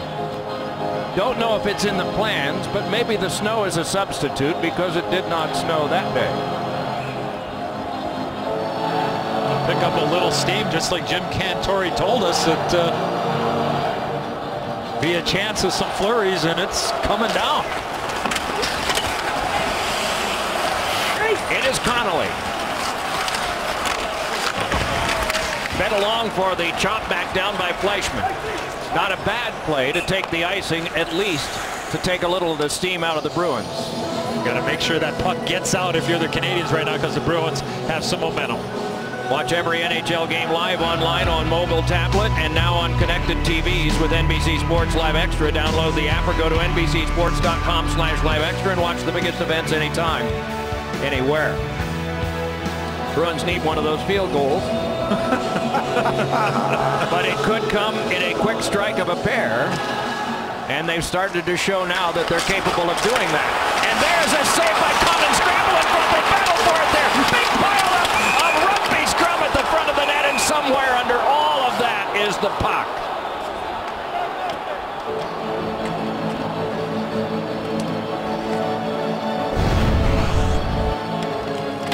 Oh, face-off.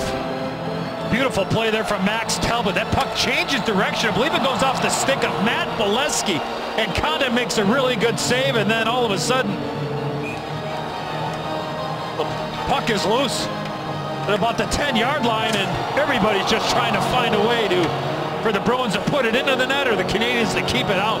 Condon shaken up, and PK Subban is shaken up as well. That's Graham Reinben, the trainer, on the ice with PK Subban right now. And Eddie, good thing for the Canadiens, PK Subban doesn't put his hand on this puck in the crease, so that's a penalty shot. He does a real good job of just smothering with his body. Graham Reinben's just escorted PK Subban off the ice to the Canadiens bench. There you see Graham's back. Yeah, he took a shot there from Zach Rinaldo, not once but twice. But how about the positioning of the official, Wes McCauley? I mean, he had all those players there. The puck was there, and he was right in there trying to get the best view possible, right in the middle of all that massive humanity in the blue paint. Does not blow the whistle until he can no longer see it. Thrown up by Krug, taken on by Ferraro, handed to Bergeron, and Bergeron up the wing further for Eriksson, around in front. Oh, and it's deflected up over the top of the cage. It's driving for the net was Bergeron. Jostling, hoping to keep it along, is Krug, and he's got it back near his own line to McQuaid.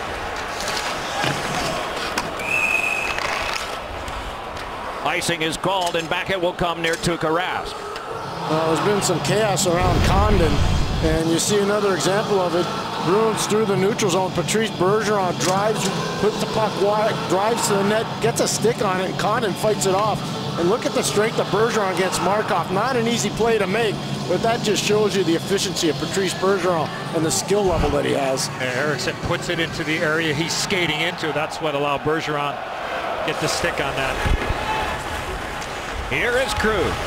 Moving up with Bergeron, and he gives it over to him. Bergeron a shot, and that one blocked just near the net by Condon. Oh, it slipped right near the left post, and eventually is foisted on back by the Canadiens. Rask out to slug it away. New life in the Boston team. Brought ahead now, and stepping free is Galchenyuk, ragging through some traffic. Tried to steer it on. It went off of Eller. Popped on further, though, for Carr. Daniel Carr for Galchenyuk. Popped it on back and went to get it. Galchenyuk menaced further there by Spooner, and it's pushed into Kevin Miller of the Bruins defense, who lobbed it around behind. Joe Morrow with it there.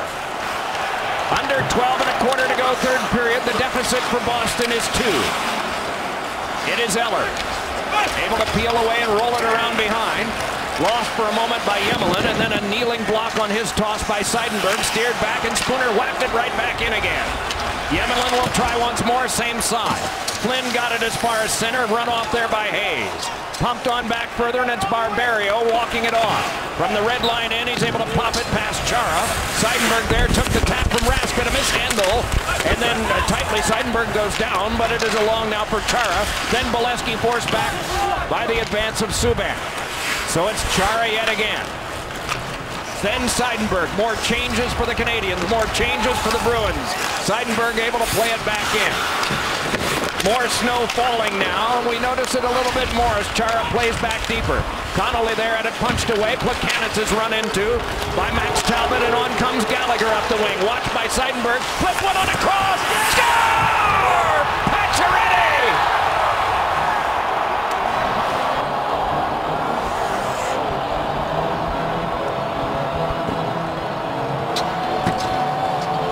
Well, the Bruins trying to keep pucks alive along the blue line. That's Zdeno Chara.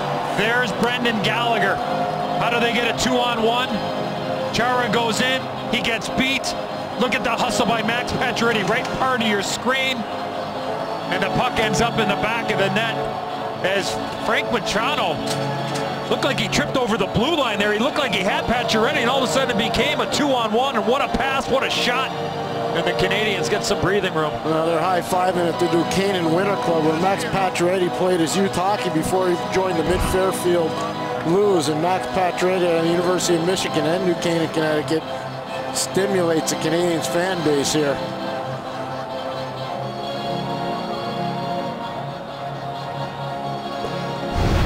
Frankie Vatrano was trying to come back. Right part of your screen. He's coming back and getting, and he just toe picks right before the blue line. That allows Pacioretty to get open.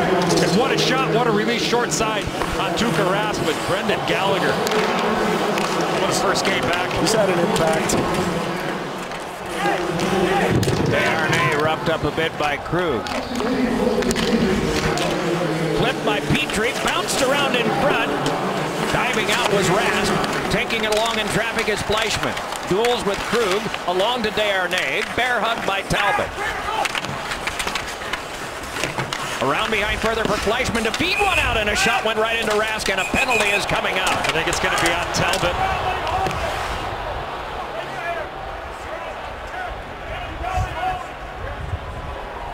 Even down here, I was able to hear Kevin Pollock yelling at Talbot, let him go, let him go. If he had a flag in his pocket, he would have thrown it right there.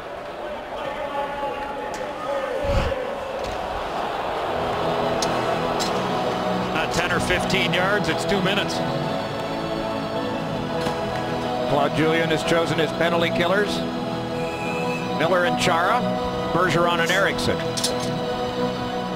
Michel Therrien has picked the power play. It is a 3-goal lead.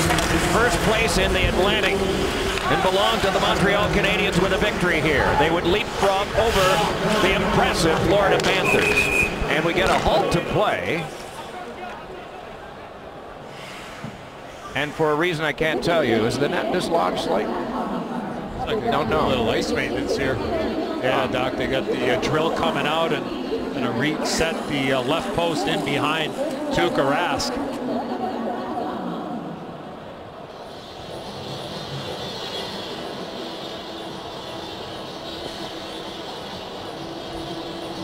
Well, Doc just talked about a whistle being blown. Wes McCauley's father was a legend around the National Hockey League as an official. And right now, the referees around the league are all holding the same whistle. It's actually called the call out of respect to Wes's late father. And the referees around the league, you see it in his right hand. It makes a unique noise when it blows, and you can hear it all around the rink, whether it's here or a National Hockey League everyday rink. And that whistle is affectionately named after his father, the call. Don McCauley was director of officiating after he had retired, a forced retirement because of an eye injury. This is driven toward the net, battled for there at front and pushed wide. And the injury came from a blind assault from behind in a restaurant because he was an official. And it was mistaken identity. It's all history, and it was terrible at the time, but he made the best of it as one of the best teachers to young referees as director of officiating. Amazing mentor, Doc. Pacioretty shaking up. This is Subban. The carnage factor goes up. 9 3/4 minutes to go here in the third. The advantage is 3 goals for Montreal. And on the power play, 1:05, Plekanec there. Combination in front. Poked away, Plekanec again. Subban, Plekanec again. Oh, and a high shot that Rask is able to hold. Pacioretty is not comfortable at all. Neither is Rask. Neither is Rask, absolutely. That got him up high near the throat, huh, Eddie and Doc?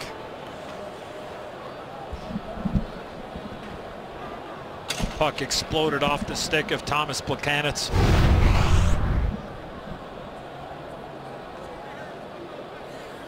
Started turning away as that puck came, and I don't know if it changed direction or he just didn't see it, but you see him turn to his left, and that exposed that area up above the chest. Oh, that was a high shot.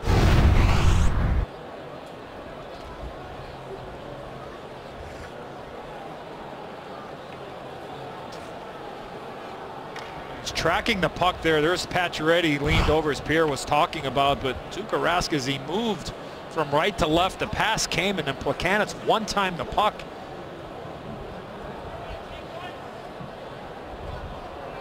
He started looking to the left. Watch Rask. He's looking around, and see how he just kind of turns a little bit to his left and then exposed that right side of his upper body. And had an outstanding game, and I know he's given up 4 here, but boy, this game could have been 3 or 4-0 early. Absolutely. He's played a tremendous game, I think, for the Boston Bruins. While that was all going on, Jonas Gustafsson, who's a backup goalie for the Bruins, was stretching out on the Bruins bench. There you see Jonas came over to the National Hockey League, started his career with the Toronto Maple Leafs before moving on to Detroit.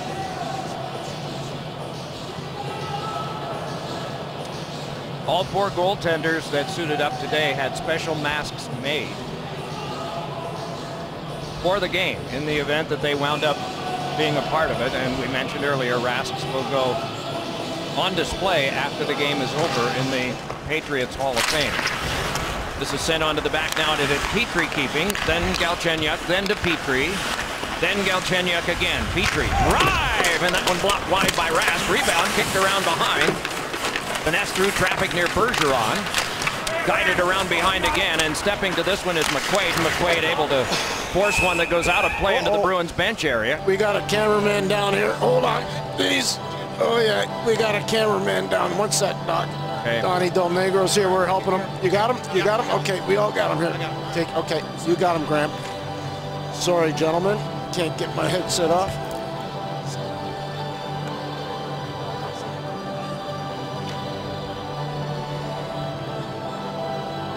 Little consolation, but he's in very good hands with Don Del Negro nearby. Both trainers are right here. Amazing spirit of cooperation with Donnie Del Negro and Graham Reinben. That's a game trooper hanging in there. Yep. I mean, the difference with the, that in that area of the bench and the normal setting of an arena in the National Hockey League, you have those dividers there, the glasses there where there's a little bit of cover where Pierre is standing right now and the cameraman, but nowhere to hide there. Pete Franchella is the gamer who now, it appeared, had a cut as well as some pain, getting tended to. And the game goes on with the Canadians ahead 4-1. 25 seconds to go, power play. Around behind it is sent now for Fleischmann. Loses to Ferraro. And back. To the last 7 of the penalty kill. One shot on goal for Montreal. Pressure not on them, that's for sure. Thrown by McQuaid, off Spooner, out of the box is Talbot, taken by Beaulieu, and guided across to Petrie. Rattled on around near Krug, jabbed on by Gallagher. Bounces around and comes to Krug again, who hands to Seidenberg. And back down, and on goal, and held by Condon.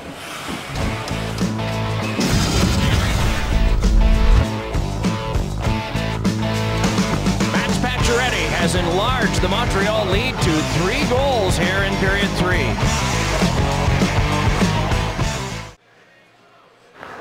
Time now for the Bridgestone performance moment, Mr. O.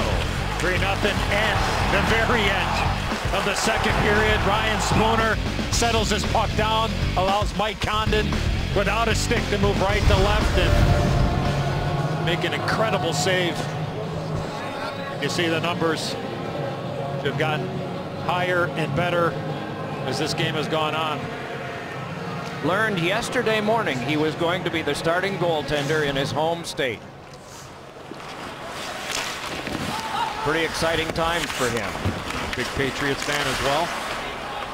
So excited. His high school coach, Ken Martin, is here to watch him, and the coach will be down to visit with him after the game, win or lose. What a year. All of a sudden, Carey Price cannot play.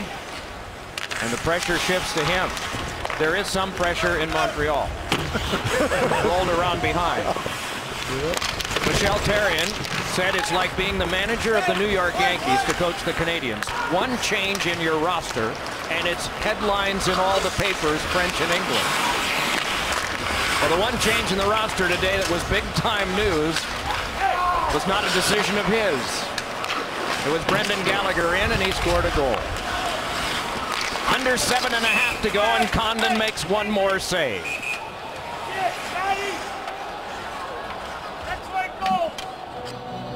As they separate, we look ahead. Wednesday night is rivalry night on NBCSN. Sidney Crosby and the Penguins head to the Windy City to take on Jonathan Toews and the Blackhawks. Coverage of the night you love to hate begins Wednesday at 7 Eastern on NBCSN. The second of a home and home, back-to-back.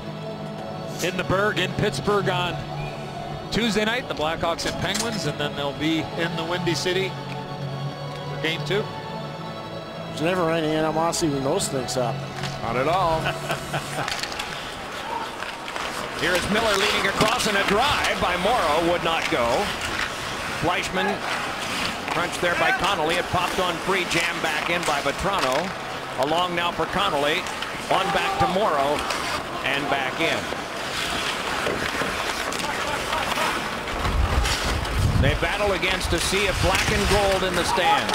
Disappointed though they are.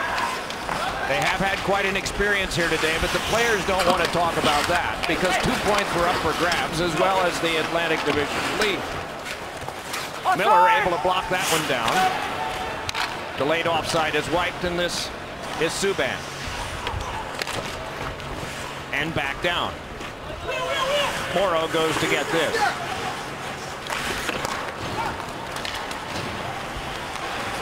Floated on and jabbed free and settled down there by Erickson. Then back across now for Morrow, and that one is held by Condon as well. Commissioner Gary Bettman was talking yesterday about some of the places that have been discussed, and they are fascinating. Notre Dame being one of those for a Winter Classic or an outdoor game, Penn State another. Mr. Olchek, how about Churchill Downs? I'll meet you there. I don't know anything about the dimensions there. Would you put it on the back stretch? Let me make a few no. Well, right in the center of the infield there at Churchill, when you have 150,000 people for the Kentucky Derby, the first Saturday in May. So are we voting, or? No, I was just I just want to see America great again, so I'm going to vote Churchill Downs. Okay. Right? Well, my vote has already been taken. It was years ago about Michigan Stadium. I always thought it'd be fun to see one there, and I was correct on that one. This has been fun too. Around the tap, this one along with Ferraro. But a lot of fun for the historic team, the Montreal Canadiens. Big hit there, McQuaid on Gallagher, and McQuaid went right by Gallagher. Oh, and Erickson wound up catching Gallagher up high. Was probably on a follow-through, so no penalty. Call it though on the carnage factor. Pacioretty able to play it ahead. Lost it though to McQuaid. Shoved it out. Barberio got there, and it wound up being an offside. 5:26 to go. Third period of the Winter Classic, and the home team is still down by 3.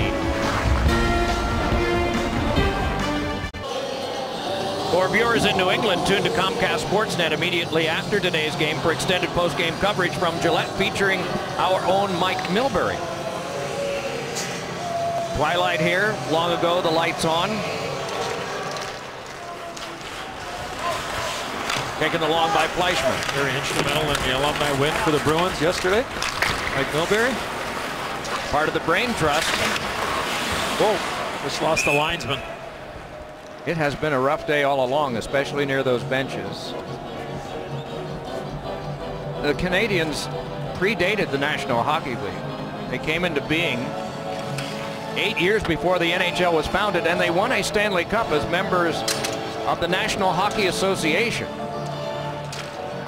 In their history, they have played once on Friday, January the 1st. All those years, 99 seasons in the NHL. It was in 1926, and they lost 2-1 to the Pittsburgh Pirates, a franchise in the NHL at the time. They are winning here today, and the current Pirates have pitchers and catchers 7 weeks from today. From Talbot, he kicks it back. Seidenberg able to blast it back in. 5 minutes to go. Connolly skipped one along that can be taken back up by Eller. Walked ahead and nudged back ahead for Byron to lead around in front. Unable to get a shot away. Initially, because of the work of Seidenberg, was one of the Canadiens' wingers. And we get a halt to play, and again the net is dislodged behind Rask. Well, Michel Therrien told Pierre in that in-bench interview in the second period about when Pierre posed a question about what do you like about your team, he said puck management, and there hasn't been a lot of one-on-one play for the Canadiens today. It's been a lot of two-on-one all over the ice. Great support, real good passing, making smart decisions, and that's one of the phrases of the National Hockey League over the course of the last handful of years, puck management, and making right decisions with it. When coaches talk about it, they have been really good all afternoon. When they approached this game like it was a playoff game, they really did. They obviously did not have a good month of December, and they wanted to change things to start 2016. And the energy, I'll tell you, in Gillette Stadium here today, I mean, it was electric. It was a playoff atmosphere, and you get a guy like Gallagher back, as you guys have both been mentioned. Now Michel Therrien's able to slot guys where they should be. Your lines get a little bit more cohesive. There's familiarity, and a guy that is small but plays huge and has been instrumental so far. Curling along with this is Morrow, and dropped back in. Ronaldo shoved off his man, and through some traffic it is fed around behind. Michel said it's like being manager of the Yankees, but the Yankees win a lot. The Canadiens have won a lot, though they have only won 2 of their last 13. But this one will be better than a single win because they take over first in their division, and also because of the gravity of the stage, getting Gallagher back and into a new year and coming home. They've been on the road for a long time. And Carey Price has been traveling with them, their money goaltender, so that's good news for Canadiens fans too down the road. Yeah, offensively challenged the last while. The last 8 games prior to today, 1 goal or less in 6 of them. I don't care what goaltender's in that. That's a lot of pressure to put on your goaltender and your defense. Absolutely. Emerging from this is Eriksson, the kick to control and the feed right back. Rocketed back in again by Connolly, and around it comes. The Canadiens were about to make a change, thought the better of it for the moment until players get close enough to the bench to do it on the fly. Chara back over to Seidenberg, and Seidenberg filtered it through to Spooner. And then back in. Head on back for Bolesky, and getting a stick on that is Condon, who has grown immeasurably in the eyes of many people who haven't had a chance to watch him play much this year because of the importance of the game that he's playing today. Nice pass by Jimmy Hayes to Matt Bolesky, and then there's that opportunity right off the mask of Condon.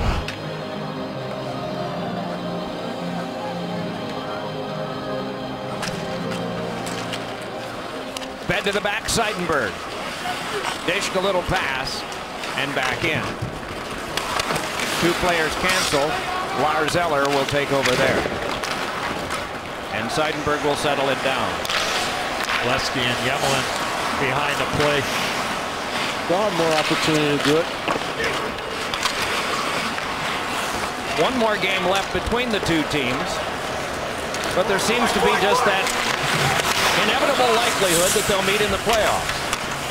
Little early to say that, I know, but especially when you had 5 teams in their division separated by 2 points at one time earlier in the week. Shouldn't be surprised. I mean, with the 3-point game. Back in again. Carr wanted to feed in front. Spooner dished it along. Eller prevailed enough to Galchenyuk.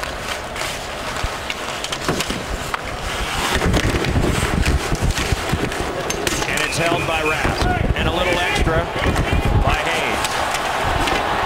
Buttons are off too, Lars Eller. Jimmy Hayes.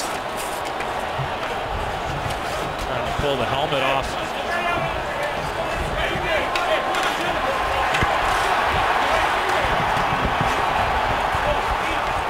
Oh, last time we had a game in Boston, we had a fight outdoors too, didn't we? Daniel Carcillo and Sean Thornton. Yep. Spontaneous fighting is tolerated in the National Hockey League. One of the things that mitigates against it is the presence of visors. 85% of the players do wear visors now. And the last 3 years, all players coming into the league are forced to wear them. But it doesn't stop the angry from making a point.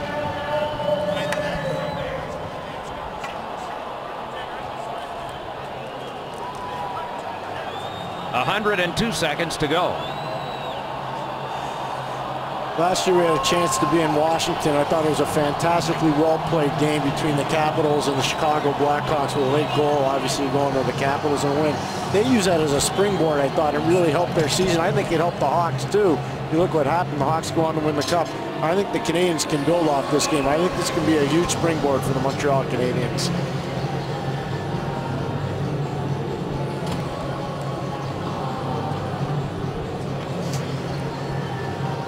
Been a while since they've had this many.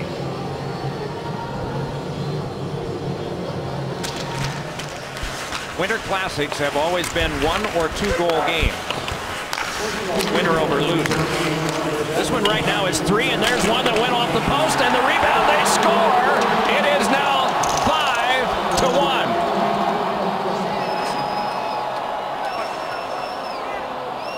Yeah, it's a storyline that hasn't gone away all afternoon. The Montreal Canadiens in face-off situations track pucks down. Even if it looks like they don't win it, they do win it. Paul Byron keeps the play alive. The Canadiens go D to D. PK Subban off the post. Paul Byron waste no time jumping on and slamming it home. But look at how the Canadians don't quit on the puck. They eventually win the puck, win the face-off. Byron gets it back. You got white sweaters going to the net, and Paul Byron takes advantage of the opportunity and hammers it by Tuukka Rask. Yeah, got inside the dots. He was the guy that got the puck back to the point. They moved it laterally, board to board. Quick little pass, probably about 12 yards, and Byron got inside the dots, and it's a 4-goal lead. Krug with a shot, and no, said Condon. Thrown in front, ricocheted off Condon. McQuaid moves in. Tried to play it on further, and Carr said no.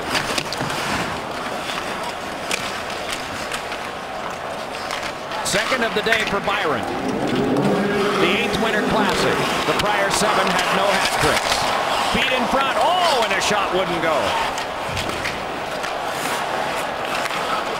Bergeron through one. Battled in front, and Condon was there and gets the whistle, and play is stopped, but not the action. Fleischmann and Krug jousting away from the scrum in the crease. Adam McQuaid taking a close eye on that. Keeping a close eye. He's been a very good acquisition, by the way, for the Canadians. Thomas Fleischmann, another one of those things that Eddie was talking about. There's Fleischmann hitting Torrey Krug, and that's why Krug was not happy with that. Dangerous play there. But Eddie talked about the enhanced depth of the Canadians. Thomas Fleischmann, one of those players Marc Bergevin brought in the offseason. He's done very well. Usually playing with Dale Weiss and David Desharnais when the lineup's healthy. Mark is in his 4th year as general manager. Played 20 years in the National Hockey League as a defenseman. Don Sweeney in his 1st year as GM of the Bruins played 16 years as a defenseman. The NHL out of Harvard University nearby. Thrown back along by Chara. In the last 35, held back along by Flynn. And the snow now starts to get heavier. Skipped onto the back and lobbed back in. Flynn kicks to control. Chara fed it back. Yemelin with it there. Then it's Flynn. Byron was in the shooting hole if it could have come to him. He was looking for the hat trick, and Bolesky brings it on in the last 10. And the Montreal Canadiens have come into Foxborough, Massachusetts, and with the help of a hometown guy from 20 miles away, have registered a decisive victory, but it's not Montreal-Boston unless there's at least ill will sometime. That's Ronaldo and Mitchell after Bolesky put somebody on their backside.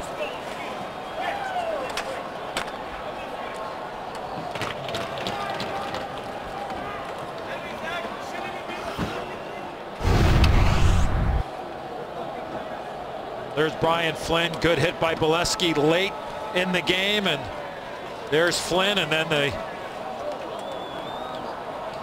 cheap shot by Ronaldo. And the better team all afternoon was the Canadiens. It is a tradition that does occur in these games. Most of the time it is honored, and it will be today. They're thinking now about doing a handshake line. I believe they're being instructed that no, that's not happening, but wait a minute. It's kind of interesting. Apparently the edict is that these things don't happen. They're going to raise their sticks to salute the fans at least. Officials came over to Patrice Bergeron, and it seemed from here that they were just saying, no, it's not happening that way. So anyway, the respective teams salute the fans here. Montreal with a decisive victory, 5-1. So the Bruins head out on the road, and they are one of the best road teams in the NHL at 11-3-2, and Montreal finally gets to come home. How about that hometown goaltender? Mike Condon is with Pierre. Thank you very much, Doc. What's that feel like at the end of a game, playing in your hometown in this kind of an environment? It's a pretty surreal moment right now. Grew up pretty close to this stadium here, and it was just a whole lot of fun. Great venue, the ice conditions were great, and it was a good team win for us. What was a message coming into the game from your coaching staff? Because you guys got off to an electrifying start, Mike. We just wanted to stick to the process in terms of the first period. We just want to have a good solid first 20 minutes and then go from there, and I think we did that. This has been a magical year for you so far. Can you take us inside the whole process and how it's evolved for you? Yeah, it's been a crazy year so far. I haven't really stopped to smell the roses or think about it yet, but it's been a lot of fun. I'm just looking forward for what's next. Coach Martin's waiting for you by the locker room. Way to go, Mike. Appreciate you there. Thank you. Doc. From Wheeling of the East Coast Hockey League to Hamilton of the AHL to the Montreal Canadiens of the NHL. Darn near a shutout. Darn for him. 5-1 Montreal.